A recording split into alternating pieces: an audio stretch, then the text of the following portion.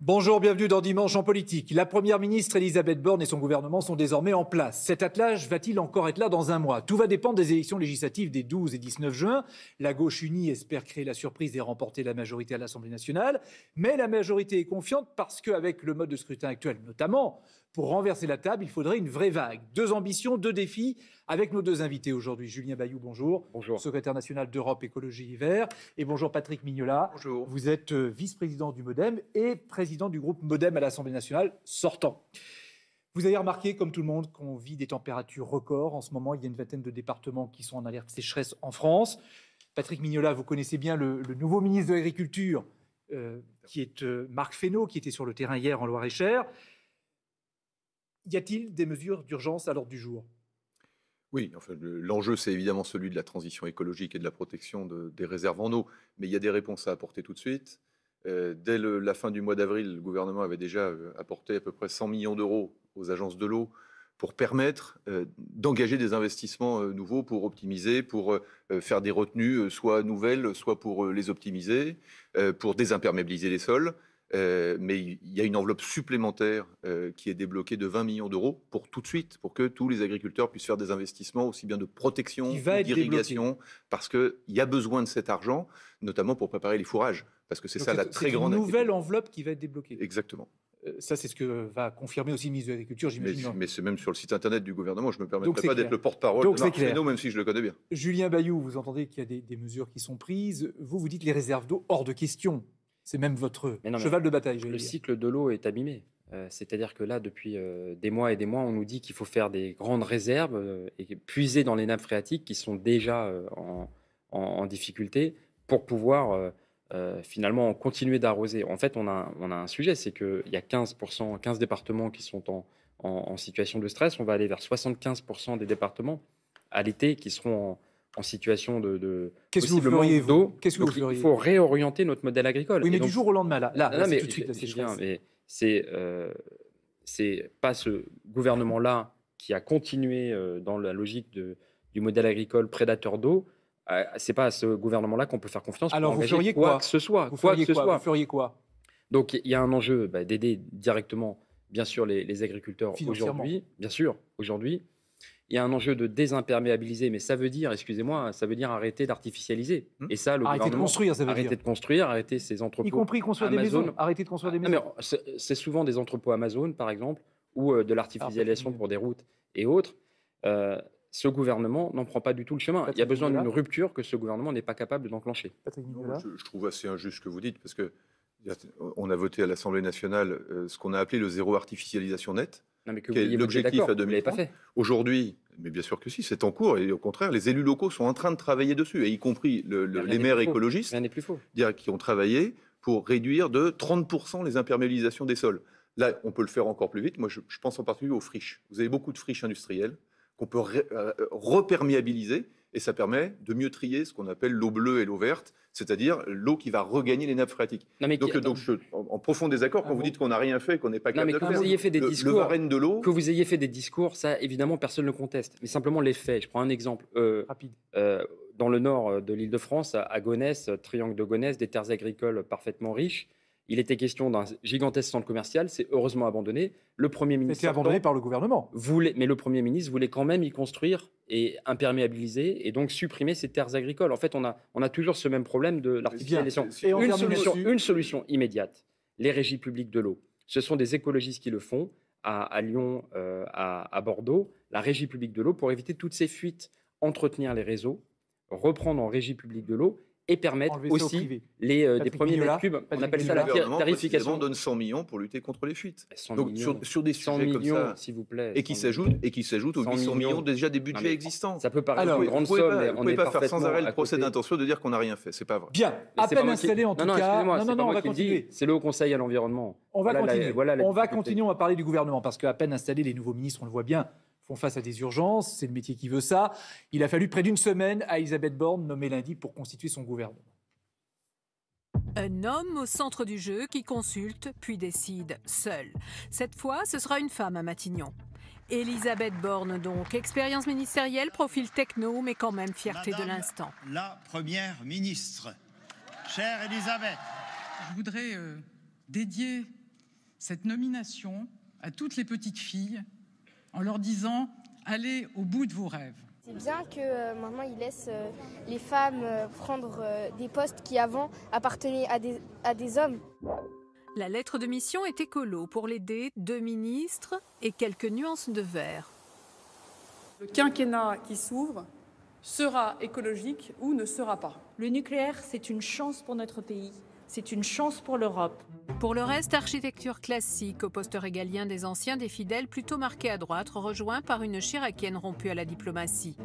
Mais la vraie surprise, c'est à l'éducation nationale, avec l'arrivée de l'historien spécialiste des discriminations, Pape Ndiaye. Je suis peut-être un symbole, celui de la méritocratie, mais aussi, peut-être aussi, celui de la diversité. Mais pour l'extrême droite, c'est plutôt le symbole d'une provocation. Quelqu'un qui défend une idéologie racialiste, indigéniste, wokiste. Et ça, c'est un signal très inquiétant pour l'avenir. En route vers la Macronie, le député LR Damien Abad doit se défendre, lui, d'être une prise de guerre. Il n'y a pas de tambouille. En fait, il y a une cohérence idéologique. Mon parcours politique, c'est le parcours d'un homme de centre droit. Damien Abad, c'est une non-surprise. Il a été nommé aux Solidarités. Je ne suis pas certain que ce soit sa qualité principale. Mais au-delà du casting, la chef du gouvernement, déjà en campagne pour les législatives, doit faire face à 2 priorités, les retraites et le pouvoir d'achat, ainsi résumé. C'est hors de prix maintenant, tout. Et moi, je suis retraitée. Même si j'ai une retraite assez moyenne, c'est quand même très dur pour la fin du mois. Ah, donc, nouveau gouvernement qui est en place, le pouvoir d'achat, tout ça, on va y revenir. Je voudrais qu'on revienne sur Damien Abad, qu'on vient d'apercevoir, le nouveau ministre des Solidarités, qui est au cœur de révélations rapportées par Mediapart. Il est accusé par 2 femmes de viol en 2010 et 2011. L'Observatoire des violences sexistes et sexuelles en politique a saisi La République En Marche et les Républicains avant sa nomination au gouvernement. Elisabeth Borne a dit « On a fait toutes les vérifications. Il aurait fallu aller plus loin. » C'est des révélations que moi j'ai lues hier soir. Moi, je crois que notre société, elle doit croire la parole des femmes. Et que c'est la justice qui doit les entendre. Et donc, si la justice doit se saisir, elle peut le faire sur la base des révélations de Mediapart, parce qu'il est très difficile de précondamner. Vous savez, si ce sont les hommes politiques, et en particulier les opposants politiques, qui doivent organiser des tribunaux internes, comme on l'a vu au sein de la France insoumise, ou condamner des gens parce qu'ils auraient été leurs opposants, moi je pense que c'est pas comme ça que fonctionne l'état de droit. Est-ce que Damien Abad peut rester au gouvernement ? Mais pour moi, c'est l'évidence, puisqu'on ne peut pas précondamner les gens sur la base d'affirmations. Moi, j'ai aucune raison de remettre en cause la parole des femmes, mais c'est important que la justice passe et qu'ensuite elle détermine s'il y a lieu ou non de condamner. Julien Bayou ? Oui, quand on dit j'ai aucune raison de ne pas croire à la parole des femmes, mais je pense que le mais invalide un peu tout. Donc là, soyons très clairs, il n'aurait jamais dû être nommé, puisque de ce que je comprends, c'est un secret de polichinelle, son attitude à l'égard des femmes. Et donc il y a des accusations extrêmement graves de la part de Mediapart, y compris de viol. Moi, j'appelle le procureur à se saisir, qu'il puisse y avoir une enquête. Peut-être que ça puisse d'ailleurs libérer la parole d'autres femmes et que la justice puisse se prononcer. Mais je pense qu'en fait, il n'aurait jamais dû être nommé, que les Républicains au Nouveau Centre qui ont été avertis auraient dû instruire. Et je ne suis pas d'accord avec vous. Je pense que c'est important de pouvoir écarter des personnes qui sont très lourdement mises en cause plutôt que de les promouvoir. Et là, j'ai l'impression que c'est à nouveau ce qui a été fait. C'est-à-dire que les différentes organisations, notamment à droite, LREM et à droite, ne prennent pas en compte ces signalements. Nous sommes dotés chez les écologistes d'une cellule de signalement et d'enquête. Et ça me semble le minimum, à vrai dire. Ça devrait être le cas dans toutes les rédactions. Sinon, on n'aurait pas eu dans d'autres chaînes des situations qui ont duré pendant des décennies. Ça devrait être le cas également dans les autres organisations politiques. Patrick Mignola, un mot ? Je n'apprécie pas du tout la façon dont vous en parlez. Je n'apprécie pas du tout que vous appréciez ce que je viens de dire comme étant une sorte de réserve par rapport à la parole des femmes.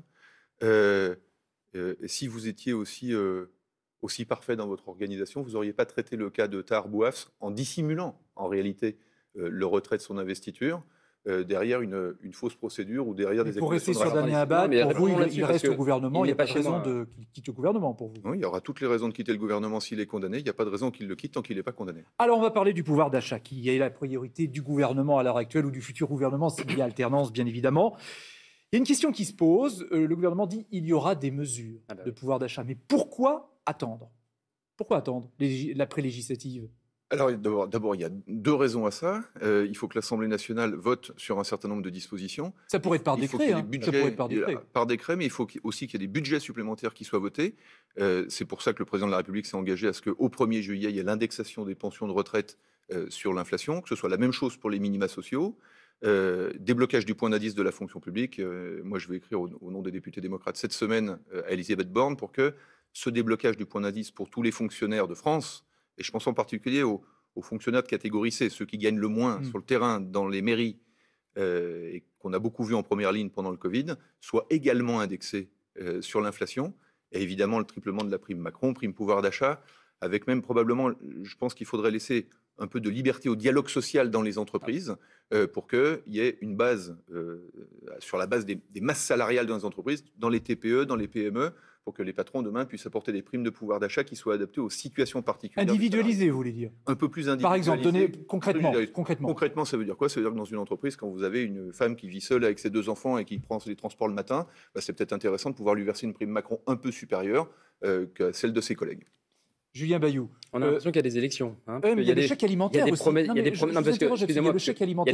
y a des promesses qui arrivent parce qu'il y a des élections. Et peut-être même parce que nous avons réussi à constituer une coalition qui peut, vous l'avez évoqué, qui peut amener un gouvernement d'alternance. Je note que ce président Emmanuel Macron, qu'on appelle président de riches, ce n'est pas une vue de l'esprit. Il a énormément débloqué d'argent pour les plus riches dès les premiers jours de son mandat. Julien Bayou, je voudrais vous interroger sur le chèque alimentaire qui fait partie des pistes. Non, mais attendez. Est-ce que le chèque alimentaire, pour vous, c'est une bonne idée? Non, mais attendez, nous, on veut augmenter les salaires, le SMIC et les salaires. On veut augmenter les pensions, on veut augmenter les traitements. Il ne s'agit pas de primes, il s'agit de salaires. Mais le chèque alimentaire, excusez-moi de vous... Mais quand on respecte la valeur travail, on la rémunère. Voilà. Et donc, vous disiez... Je trouve ça merveilleux qu'à l'approche des élections, maintenant, on parle de dialogue social, alors qu'il a été piétiné pendant 5 ans. Non, il y a 85% des branches, il y a 85% des conventions, il y a 85% des conventions collectives qui sont en dessous du SMIC. Et donc, oui, le nouveau gouvernement, issu de cette majorité de l'Union de la gauche, organisera la discussion pour que, enfin, on soit au-dessus du SMIC. Je voudrais que vous me répondiez sur le chèque alimentaire, Julien Bayou. Est-ce que le chèque alimentaire, ça peut être une bonne piste, Nous sommes pour une sécurité sociale alimentaire. Si vous voulez que je développe, il y a un très beau projet porté par différentes associations d'offrir un chèque de 100, 150 euros à chaque ménage pour pouvoir se nourrir, avoir accès à de l'alimentation de qualité, bio et circuit court. C'est un vrai moyen de soutien très concret. Mais c'est dans le programme de la Nouvelle Union Populaire. Tout à fait. Et des écologistes. Je voudrais revenir sur ce qui a été dit parce que c'est possible de le faire dès aujourd'hui. Augmenter le SMIC, c'est possible. Augmenter les salaires, c'est possible. Dégeler le point d'indice, c'est possible. Le décret d'encadrement des prix de première nécessité, c'est possible. Si le gouvernement ne le fait pas, ne croyez pas aux promesses pour l'après-élection. Patrick Mignola va vous répondre. Non, mais ça, je suis en désaccord. Faire le blocage des prix, en fait, c'est créer la pénurie, c'est mettre beaucoup d'entreprises, en particulier d'agriculteurs, en difficulté. Donc, il vaut bien mieux rémunérer le travail, augmenter les minima sociaux, plutôt que bloquer les prix. Mais vous faites ni l'un ni l'autre. Alors, c'est très sympa. Simplement, l'Espagne et le Portugal, par exemple, ont bloqué les prix de l'électricité et la Commission européenne a dit « nous comprenons ». Et l'Espagne et le Portugal avaient vu leur électricité augmenter de 70%. Nous, on a fait le bouclier. Non, mais si vous me permettez, ça a fait 11% d'augmentation. Ni l'un ni l'autre. Mais c'est exactement ce qu'on va faire maintenant. Mais donc, si vous voulez bien, vous voyez, en fait, dans une démocratie, l'élection, ça compte. Ça serait bien qu'à un moment, les Français puissent choisir entre vous, votre solution qui est blocage des prix, qui amènera le blocage des salaires, ou augmentation des salaires, que nous proposons et que nous ferons dès le 1er juillet. Parce que si je vous entends, Patrick Mignola, donc les 5 ans qui viennent de passer, les 5 ans à venir, si vous avez devenu la majorité, ne se ressembleront pas du tout. Non, parce qu'on rentre dans une société de l'inflation. Vous savez, nos parents, nos grands-parents, il y aura une rupture. Ça. Vous vous rappelez quand même que depuis 5 ans, le pouvoir d'achat des Français, et malheureusement ça a été rogné par l'inflation, a augmenté en moyenne de 1 400 € par Français et par an.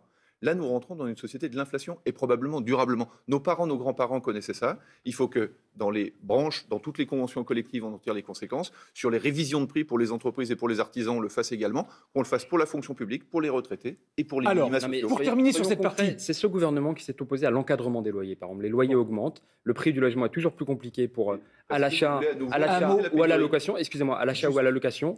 Il y avait une loi d'encadrement des loyers sur laquelle vous êtes revenu quand Grenoble demande à pouvoir encadrer les loyers dans sa ville, dans son agglomération. C'est le ministre du Logement qui le refuse. Un mot de Patrick Mignola, et on passe à autre chose. La réalité de votre action. On a fait l'encadrement des prix à Lyon, ça n'a pas créé un logement supplémentaire. C'est pas possible de mentir comme ça. Laissez Patrick Mignola répondre.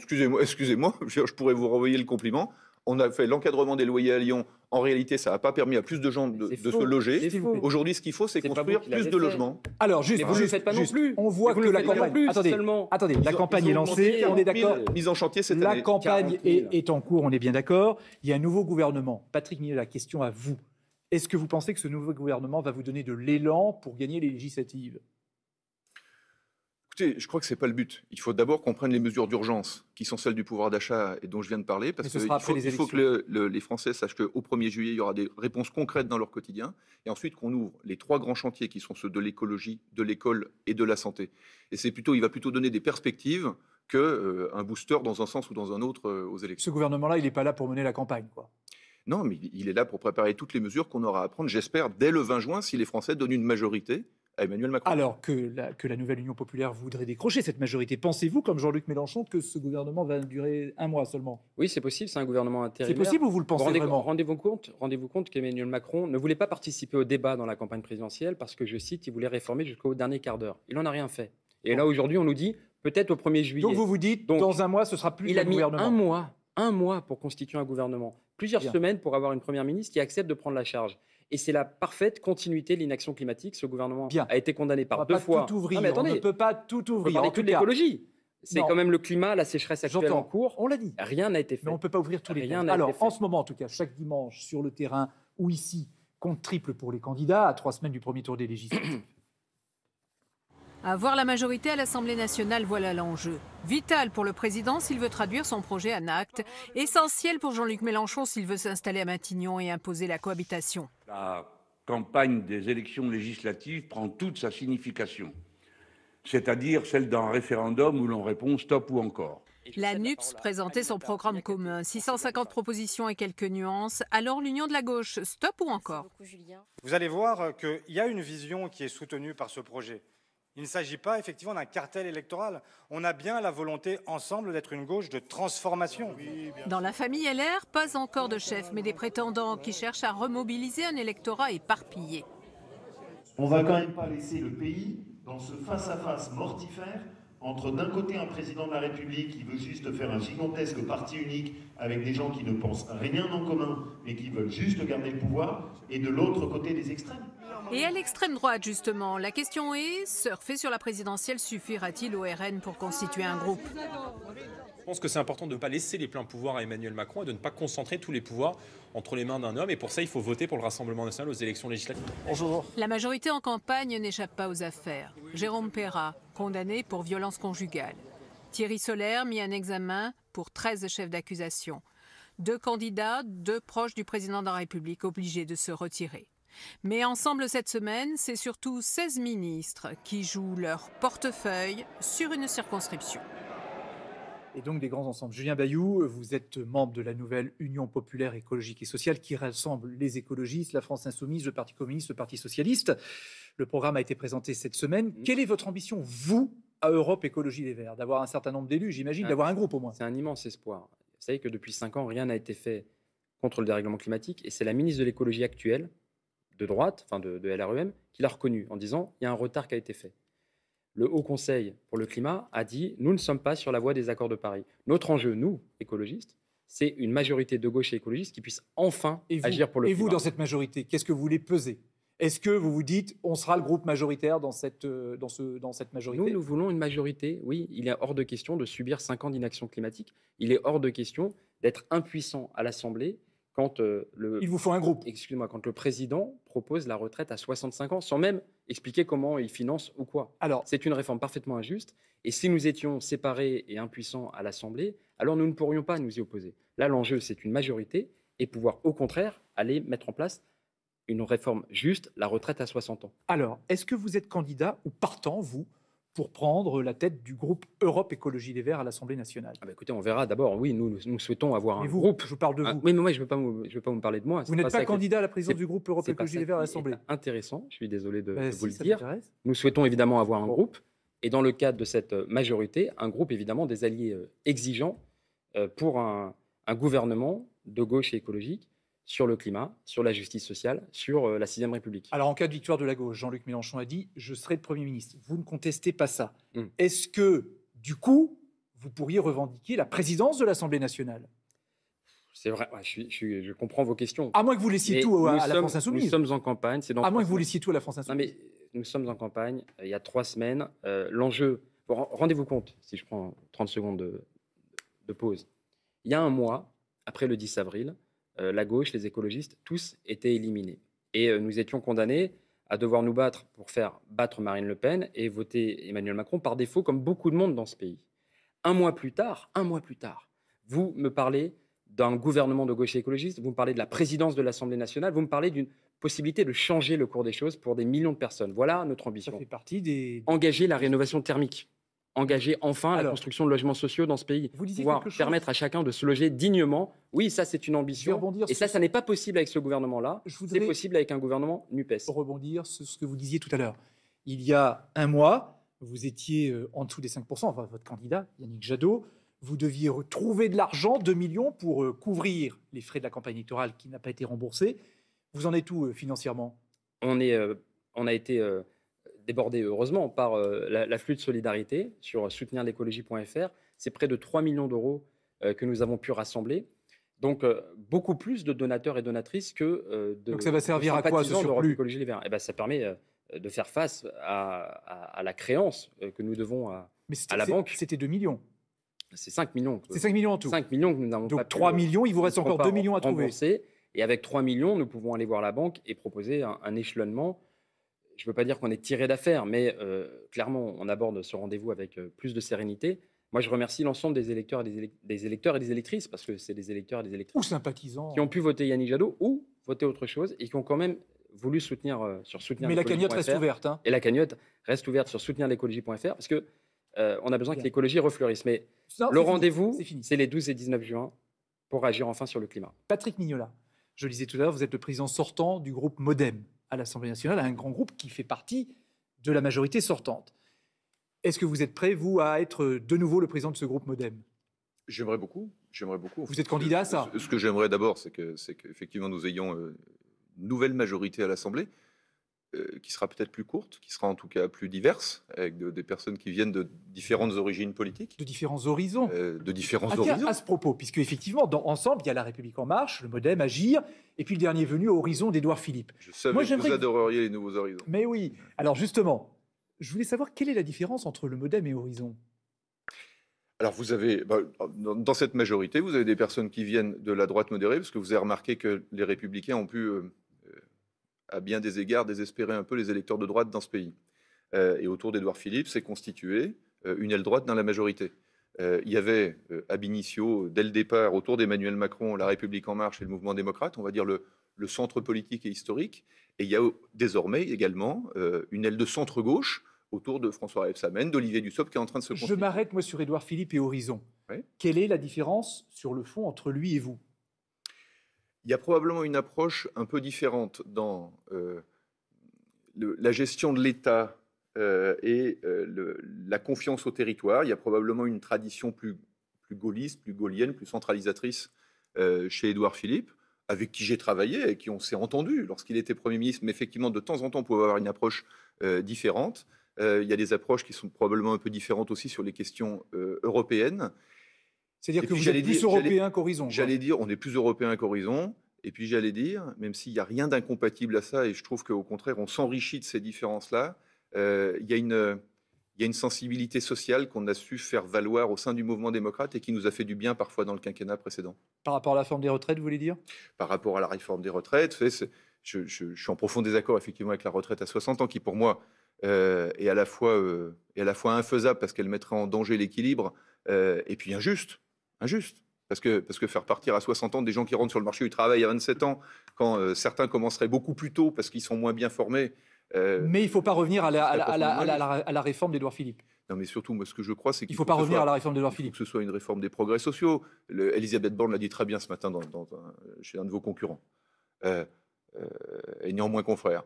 Elle a dit il ne faut pas faire des 65 ans un totem. D'abord, il faut parler de qu'est-ce que c'est que des carrières longues, qu'est-ce que c'est que de la pénibilité, comment on améliore l'emploi des seniors, donc, comment on améliore la transmission très clairement, en fin de carrière. Elle tourne la page d'Édouard Philippe. Là. Et ensuite, on viendra sur la question de l'âge. elle tourne la page de la réforme Édouard Philippe. Oui, moi, je ne vais pas personnaliser les choses et vous trouverez jamais chez moi une sorte de critique sur les familles internes de la majorité. Il ne faut plus faire ce qui a été fait. Bien, moi, je pense que la précédente réforme avait échoué, d'abord parce qu'il y avait une opposition grave et systématique de la part des oppositions, et ensuite parce que la question de l'âge était devenue un tabou qui empêchait de discuter des avancées sociales qu'il faut qu'on ait derrière cette réforme des retraites. Donc ça ne doit plus être... Derrière cette réforme des retraites, il y a comment on traite la dépendance demain. Donc la question de l'âge, nos grands-parents qui vivent de plus en plus la question de l'âge ne doit pas être centrale. Et non, elle doit être la conséquence de tous les progrès sociaux qu'on aura proposés auparavant. Sans qu'il y ait des élections qui arrivent. Ah bah oui, on est en train de reparler. La promesse du président, c'était bien 65 ans. Dernière petite question. Richard Ferrand est candidat à sa propre succession à la présidence de l'Assemblée nationale. Si vous avez toujours la majorité, est-ce que le MoDem le soutiendra? Oui, ce sera le cas. Richard Ferrand est un très bon président de l'Assemblée nationale et il n'y a pas de raison de ne pas continuer à travailler ensemble. Pour conclure, il y a un sujet qui vous rassemble, mais vraiment en 10 secondes. C'est la proportionnelle. Vous voulez la proportionnelle. Ça a été un sujet de friction dans la majorité. D'ailleurs, Julien Bayou, quel type de proportionnelle vous voulez pour élire les députés? Écoutez, il faut une proportionnelle intégrale. Ça fonctionne très bien en Allemagne. Intégrale, c'est-à-dire au niveau national. Au niveau national. Tous les élus, tous les députés élus à la proportionnelle. Ça fonctionne très bien en Allemagne. On parle d'instabilité. Angela Merkel a eu 4 présidents de la République en face. Je note que c'était une promesse du président Macron. Évidemment, comme beaucoup d'autres, il ne l'a pas mise en œuvre. Mais vous, c'est de la proportionnelle au niveau national, pour comprendre. Tous les élus. National ou régional. Mais en tout cas, ça fonctionne et ça permet une 100% des députés représentation de la diversité des courants. Patrick Mignola. Moi, il y a déjà une loi qui est déposée à l'Assemblée nationale qui porte mon nom et qui est une proportionnelle départementale, parce que je suis d'accord avec la proportionnelle, mais il faut quand même que les élus soient ancrés territorialement. Et vous pensez qu'elle aura lieu dans ce quinquennat? Et je suis sûr qu'elle aura lieu dans ce quinquennat, parce qu'on ne peut pas continuer à avoir 30% de participation aux élections locales, 70% aux élections nationales. Merci. Il faut qu'à un moment on se pose la question de la démocratie dans ce pays. La majorité de gauche et écologiste, parce que ce n'est pas ce président Macron qui le fera. Vous concluez parfaitement. Si vous êtes dans l'opposition, vous la voterez. Merci Patrick Vignola, merci Julien.